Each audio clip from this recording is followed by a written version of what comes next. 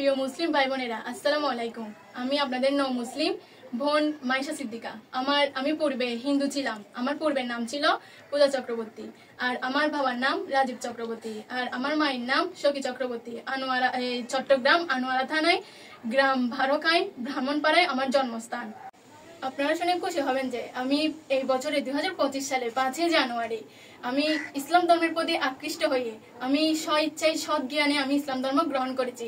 আর আমি আমার ধর্ম পরিবর্তনের হলফনামা দেখেন, ধর্ম পরিবর্তনের হলফনামা।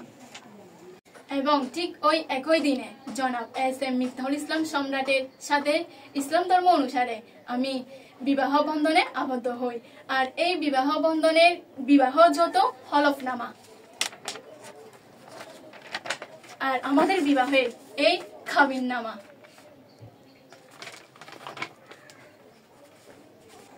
আমি একজন সাবালিকা মহিলা হই আর নিজের স্বইচ্ছায় ইসলাম ধর্ম গ্রহণ করেছি। আর ওই দিন আমি আমার স্বামীর সাথে বিবাহ বন্ধনে আবদ্ধ হয়েছি। আর ওই দিন আমার 18 বছর 10 দিন পূর্ণ হয়েছে। এই যে আমার জন্ম নিবন্ধন।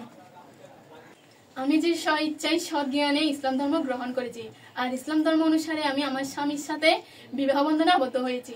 এই ব্যাপারে আমাকে কেউ জোর জবরদস্তিও করে নাই, কেউ আমাকে অপহরণও করে নাই। আমি আবারও বলতেছি, এই ব্যাপারে আমাকে কেউ জোর জবরদস্তিও করে নাই, অপহরণও করে নাই। আমি এটা নিজের স্বইচ্ছায় সজ্ঞানে করেছি।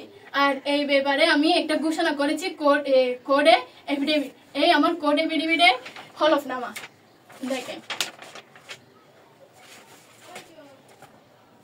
কিন্তু দুঃখজনক বিষয় হচ্ছে, আমি ইসলাম ধর্ম গ্রহণ করার পর আর আমার স্বামীর সাথে বিবাহ বন্ধনে আবদ্ধ হওয়ার পর আর আমার বাবা রাজীব চক্রবর্তী, সঞ্জয় চক্রবর্তী আমার কাকা, আর আশেপাশের লোক শিমুল চক্রবর্তী, প্রিয়তোষ চক্রবর্তী, আকাশ চক্রবর্তী, সবুজ চক্রবর্তী, এরা আমাকে আর আমার শ্বশুর বাড়ির লোকদের অনেক হুমকি ধমকি দিচ্ছে এবং হয়রানি করতেছে। আর এমনকি আনোয়ারা থানার SI জ্যোতিষচন্দ্র দেব স্যার সহ আমার বাবাদের সাথে জড়িত হয়ে আমাকে আর আমার শ্বশুর বাড়ির লোকদের হয়রানি করতেছে এবং আমার শ্বশুর বাড়ির লোকদের মিথ্যা অপহরণ মামলায় ফাঁসিয়ে দেওয়ার হুমকি দিয়ে আসছে। আর এমনকি বড় জটিল মামলায় ফাঁসিয়ে দেওয়ার হুমকি দিয়ে আসছে। এই ব্যাপারে আমি আমার শ্বশুর বাড়ির লোকদের নিরাপত্তার জন্য মাননীয় চিফ জুডিশিয়াল ম্যাজিস্ট্রেট আদালত চট্টগ্রাম একটা সাধারণ ডায়েরি করি।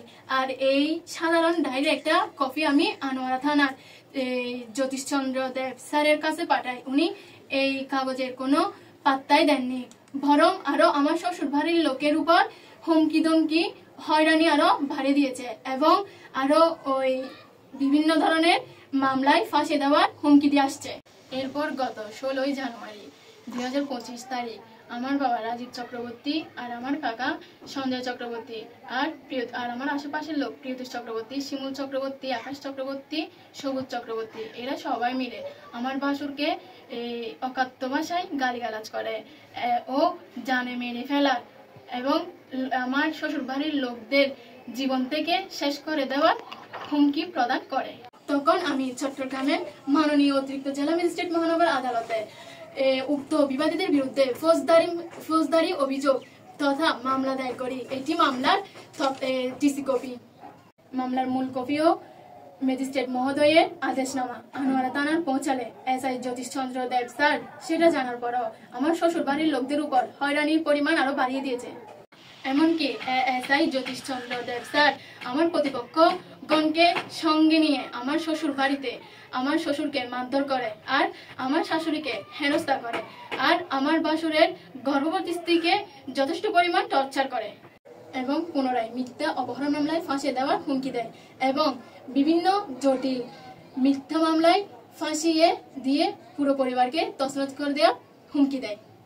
তাই আমি আনোয়ারা থানার SI জ্যোতিষচন্দ্র দেব স্যারের নিকট আশা করব আপনি আইনের লোক হয়ে আমার ব্যক্তিগত জীবন নিয়ে বেআইনিভাবে মাথা কামাবেন না। আমি একজন প্রাপ্তবয়স্ক সাবালিকা মহিলা হই বিদায় আমার জীবনের আইনত ন্যায়ত ভালো মন্দ চিন্তা নেওয়ার পূর্ণ ক্ষমতা রাখি, এটা আমার আইনগত অধিকার। তাই আমি আনোয়ারা থানার SI জ্যোতিষচন্দ্র দেব স্যারকে উদ্দেশ্য করে বলছি, আমার বিষয় নিয়ে আমার স্বামীকে আর আমার শ্বশুর বাড়ির লোককে হয়রানি করা বন্ধ করুন, না হয় আমি আপনার বিরুদ্ধে আইনগত ব্যবস্থা নিব।